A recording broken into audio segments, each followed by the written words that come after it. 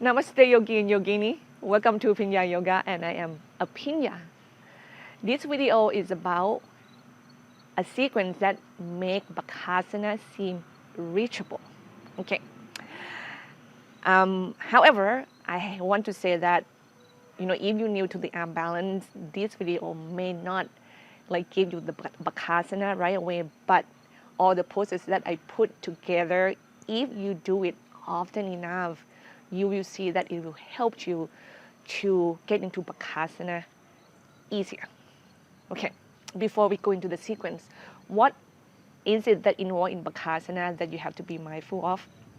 First is your upper body strength from your wrist to your forearms, to your arms, to your chest. We need those strength.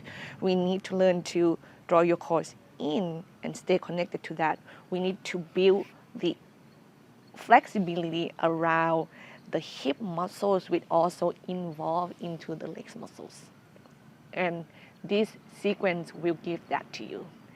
Well, having said that, let's start with Upavista Konasana, so legs wide apart. You stretch your toe to engage the muscles, okay? And start stretching the adductor muscles of the body. Now, when you go into Bakasana, you can just go straight forward and downward and follow your exhale to get the upper bodies go down. Or you can kind of snake your body side to side, take your times.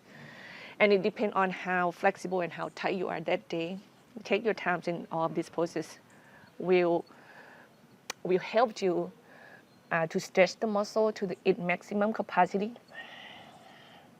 And we make Bakasana feel really easy to do. Okay, and you can see I also kind of move my back muscles in a circle. Like I am opening enough, so when the body kind of go down to the floor, I sometimes do this back stretch at the same time as I do Upavista Konasana.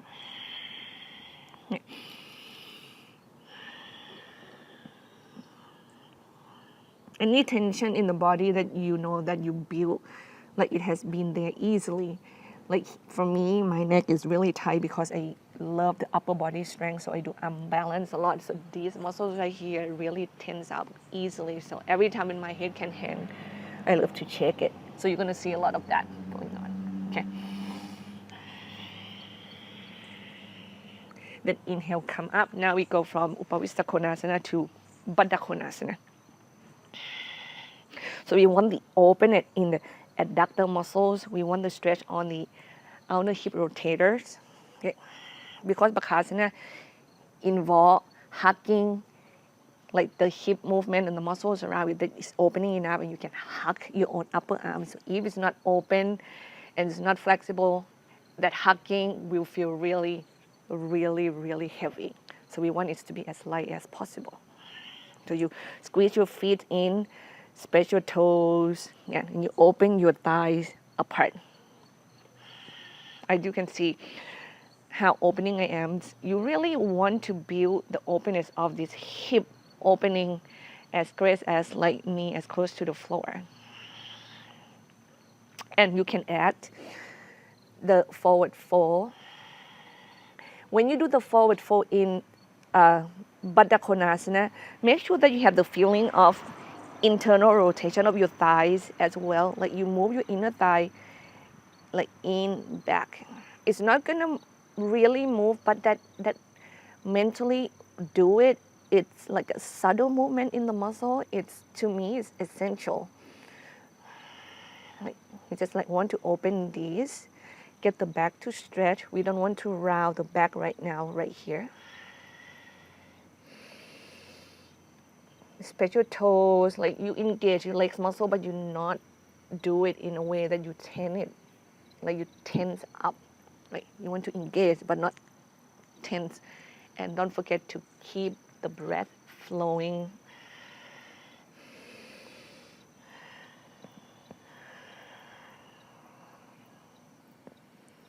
Okay, I'm gonna go from here to a sun salutation, and I'm gonna do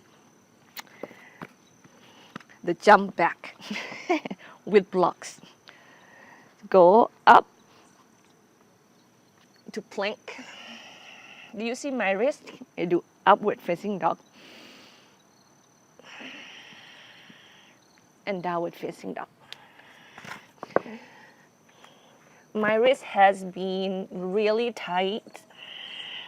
So when I do a fist like that, I would like to come out from it. It's like protect the wrist from getting hurt. And if it's not warm up enough, like some of the poses I have to be mindful of. The reason it's getting tight because I spent almost a year, I don't want to say almost, like intensely for a year and 14 months of my daughter's life is like this.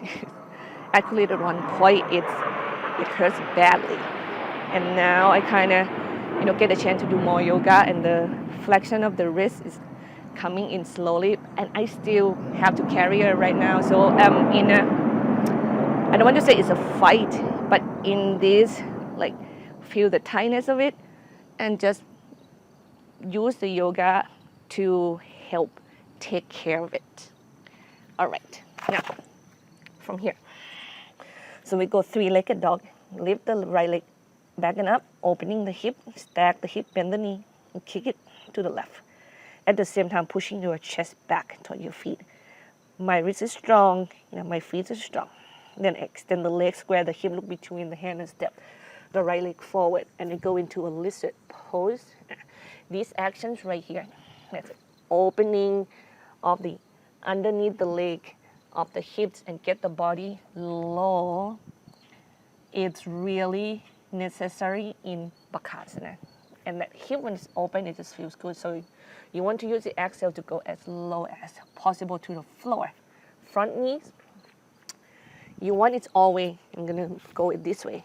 Stay over your ankle, no matter how low your chest go.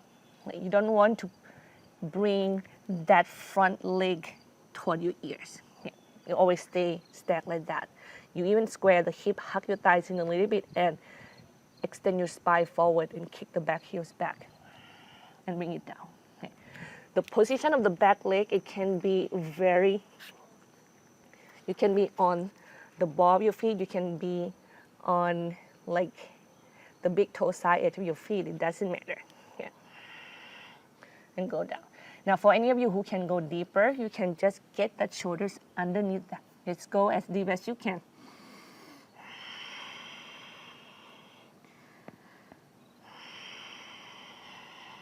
If you can go under, one action that is so important that you should add it in is to hug that front shin toward your shoulders. Yeah. And draw your core in, because that's the action of the hugging of Bakasana. Like, let the body learn the feeling of it. And when you have the hug and you use the exhale to extend the spine forward and also make that back leg, length through your sacrum all the way down to your back legs. Yeah. And you stay in the pose 3 breaths, 5 breaths, 7 breaths. Yeah. And we get out from that and we do the half split pose. Left knees on the floor, right leg straight, square the hip, core in, spine lengthening. Each exhale, we go down. This is a hamstring stretch right here. You relax your jaws, spread the front toes, make the legs muscles nice and strong. Like, we don't need to tense up the neck, the jaw, the upper bodies right now. We just engage the legs muscle and we stretch the hamstrings muscles.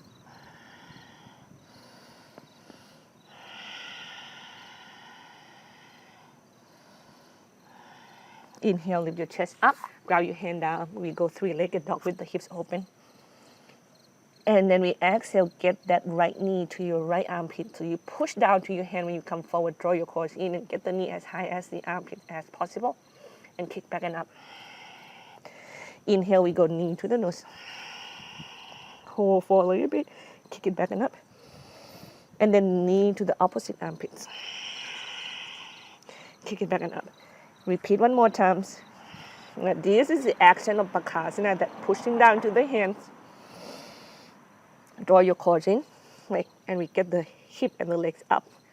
So we put it in here, and this is the upper body strengthening in itself. And you come forward to plank. Wait for your exhale to lower that Chaturanga Dandasana. Remember, your shoulder should not go lower than your wrist. And you go up to Cobra or up dog. spend about at least 2 to 3 breaths in this pose, please. Claw the floor, toe to the floor, opening the heart, spine nice and long, engage your core muscles. And we go downward facing dog. Second side, left leg lift, three-legged dog, bend the knee, kick it to the right. And you lift your armpit up and you push your chest back toward the leg. That really gonna help stretch your calf and your hamstring muscles of your right leg. Then you extend the leg, square the hip, look between the hands, step your left foot forward. Lizard pose, your body go inside of your left leg.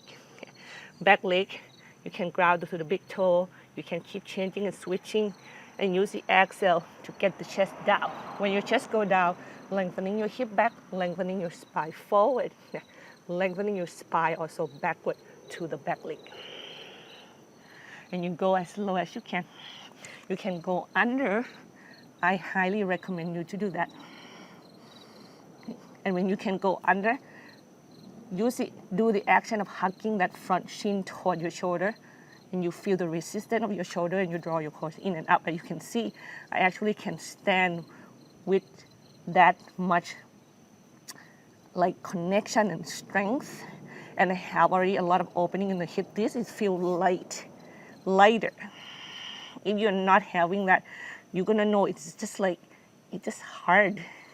So that's why the opening is really, really important before we get into Bakasana.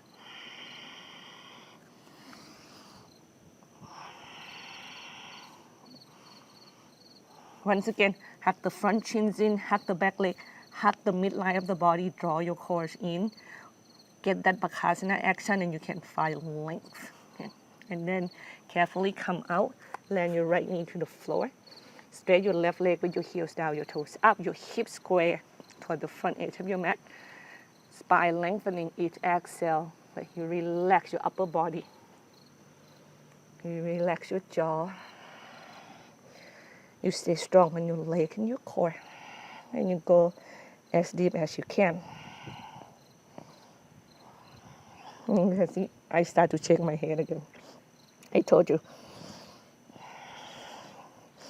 Any space that you know that you can use to kind of soften your muscles, relax those tension, use it, and do it well. And then you inhale, come up and away from the front leg. We go into three-legged dog. Kick your left leg up with the hips open, but straight leg. And you go left knee to your left armpit. Exhale. Go up, hips square. Knee to the nose, round the back. Push down to your hand, draw your core in. Kick it back and up. Do a little bit slower. So you use that kind of slow motion. It's not like really slow motion to build the upper body strength, okay?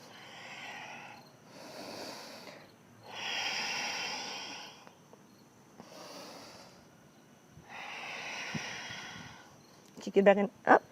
And we do one more sun salute plank with the back leg lift, Chaturanga Dandasana.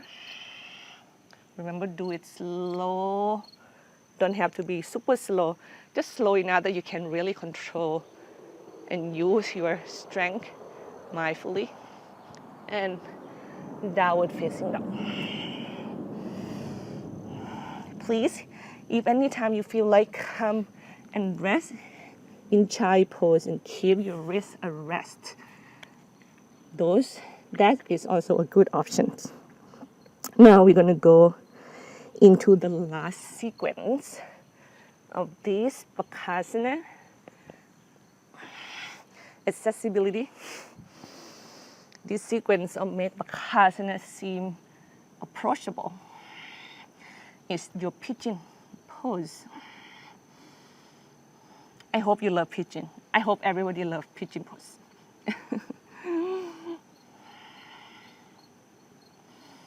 Yeah, this piriformis muscles. Oh, we need that. Now, if you want to go deeper, like that front shin, make it as square as you can. As you can see, I click the toes down, square the hip, core in, and I lengthen, and I kick my back heels back and try to get my chest as low as to the floor as I can. Now when you hit that maximum and you feel like I can go a little bit more, now you can use the opposite arms. This is right leg, so use the left hand, extend it to the left. That is going to make these muscles stretch even more so. Okay. And you breathe.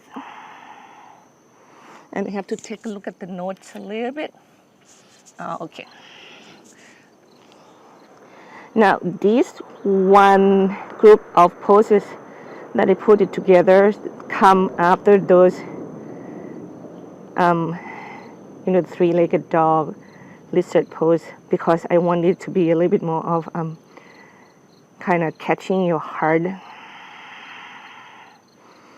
We don't do a lot of upper body work, so where heart doesn't have to beat so fast any longer, and we kind of rest and come out from pigeon. Now you take a seat onto your right hip, you swing your legs in front, and you extend your right leg straight, heels down, toes up, left heel into the groin. Yeah. And we're gonna go into Parivrtta Janushirshasana.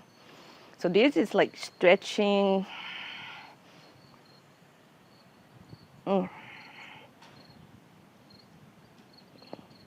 Waiting, because after this group of poses, you're gonna do Bakasana now. Yeah. Turn your chest up to the sky. When you can hold your feet, open your elbows apart. That action will keep pulling your chest forward, and you're gonna feel more stretch on the left side of the body. Now make sure that your bottom leg doesn't, go backward, or your body gets thrown backward. Okay. And this is require more opening in the legs. So you're opening the leg as far as away from one another as you can. And we go from here to Janushirshasana. So come out from it, facing forward, closing the leg just a little bit.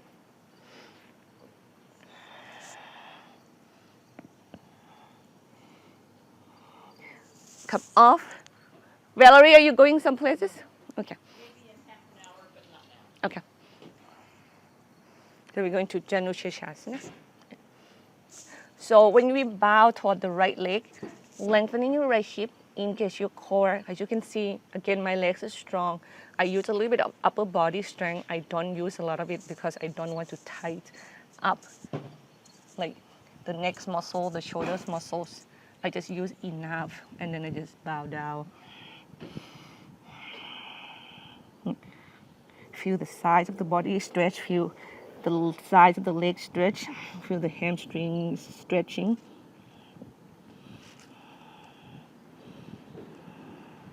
Inhale, come up and away from the floor. Then we go from here. Same we already sit down. You cross your left leg over, right Marichyasana 3, and we twist it.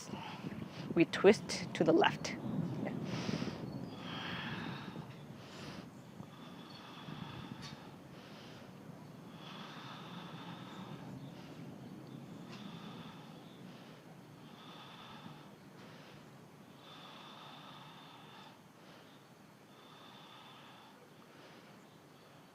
Inhale, facing forward. Now, we're going to do the other side. Now, if you still have the energy left, we use every chances to make the Bakasana feel accessible. So we go jump back. Right. This is my jump back for now. Yeah. I'm going to go into my wrist, lift it, and shoot the leg back. Now, if I cannot go all the way through, I'm going to stop right here. Feel that upper body strength building up. Just go forward, and I can just walk my leg back and do plank. No, Chaturanga Dandasana on the block. Up dog or cobra. Even do it with the knees bent. And downward facing dog. Or child's pose. And then I go into pigeon pose on the other side.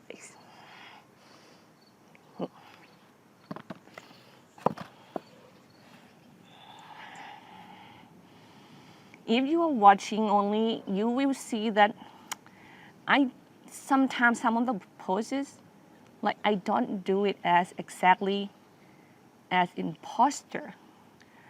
I have using my body. I have been practicing for so long, and I feel like the action of the pose are more important than how it looks from the outside. If I get the action right, I can move my limbs however I want it safely and get that feeling in the body the same as poses that doesn't use props, doesn't use fists. When you do yoga long enough, you understand the alignments of the body and be mindful with the opening and the stretching the body. I feel like the creativity of it become widely available for you. So pigeon on the other side. When I'm done, come up, take a seat on the left seat. Now, swing the legs in front, left leg extend. I'm gonna move to this side of the mat so you can see my front, right here to the right. Parivrtta Janushirasana. To go deep into Parivrtta Janushirasana, it's better to kind of bow first instead of go sideways like this. Some of you may have no problem, just like, what are you talking about? I can just go there and touch my foot.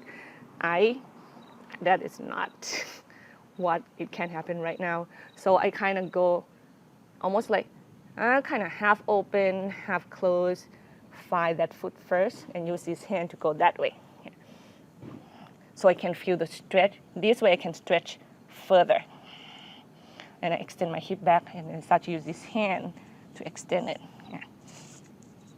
And give me some room to kind of opening the back knee. And then when I feel like, okay, now I'm gonna get into the pose, right? The bottom hand, I lift it off the floor, flipped it, and let the palm turn into the big toe side edge of the foot. When I hold that and I pull the knees apart, pull the elbows apart, and you're gonna see my body, upper body change. I can twist and turn the body up toward the sky this way. Once again, this is the same idea. It's like, I know the action, I know my limitation of the body is, and I just find a way to do it that is actually work for the body.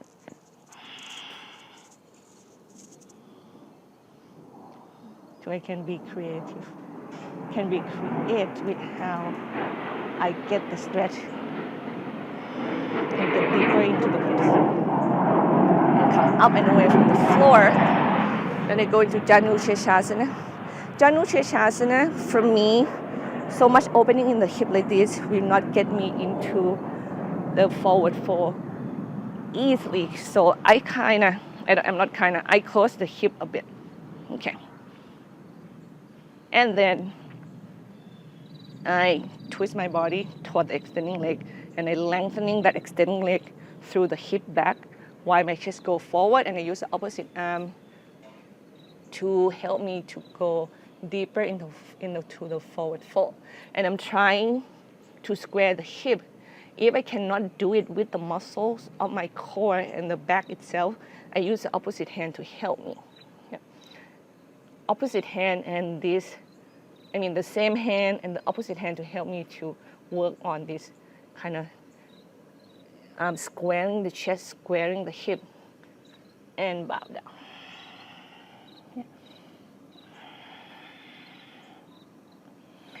With your hands, you can be creative with it. Use it in a way that it's going to help you, get into the pose and get the best. As you can see, I kind of narrow that opening of the hip again, so I can get into the right feeling of Janushirasana.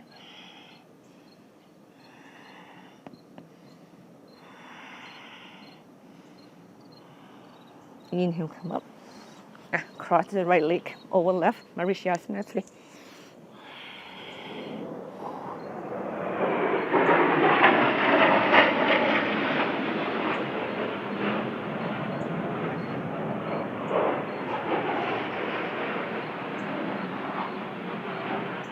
And come out from that. Then bring your feet in, knees apart, go up to Malasana. Get your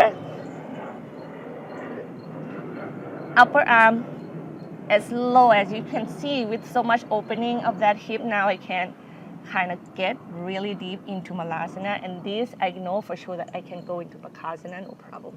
Yeah. And I can play with Malasana or just go right into Bakasana. Okay. I go into Bakasana. I don't want to say I. You can go into Bakasana in so many ways. Like, once again, that's the creativity of it. Some of us do Bakasana up here. Yeah.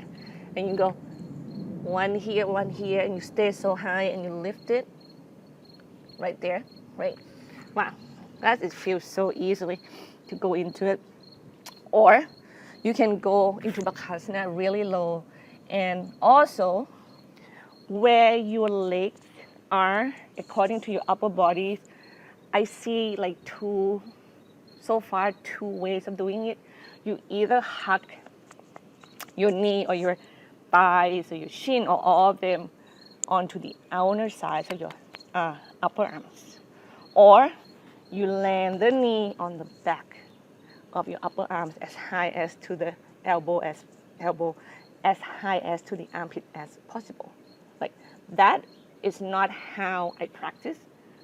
I don't say I don't like it. I don't do it ever, and I always do the hugging in on the outside of the upper arms, and I love that action because it just gives me that hugging.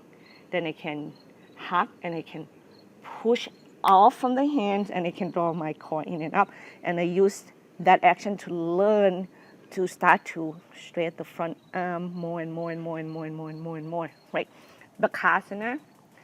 Normally, for us who are not quite strong, we start from the elbow bend. Please make sure that when you increase the intensity of Bakasana, you also have to increase the intensity of the strength of your wrist,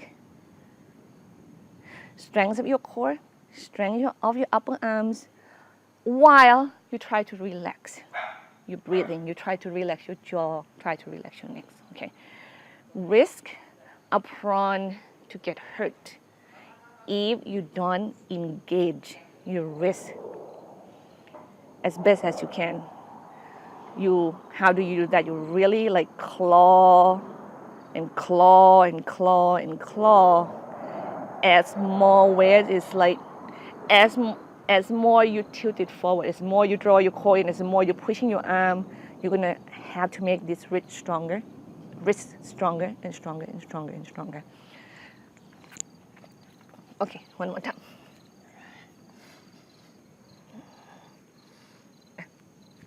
Bakasana.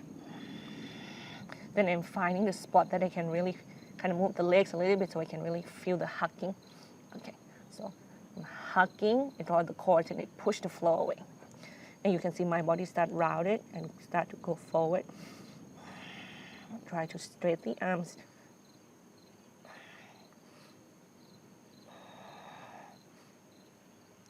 That's it. When your arms are straighter, you can see your body is really tilted forward, right? So you have to really learn to find the balance and draw your core in and up. That's it. It's still a practice of mine. However, I give you some of the poses that will help you like have the opening as you need. Upper body strength, hopefully you're already there, and you can play in the Bakasana itself after all this opening a lot more longer, because it feels like, it really feels light. If you like, can go into Bakasana, and I can just go into Bakasana and Bakasana and Bakasana to the point that, okay, my wrist is already get a lot of work, so I'm done for today. Okay? I know I talk a lot. It's just a lot of information, sorry.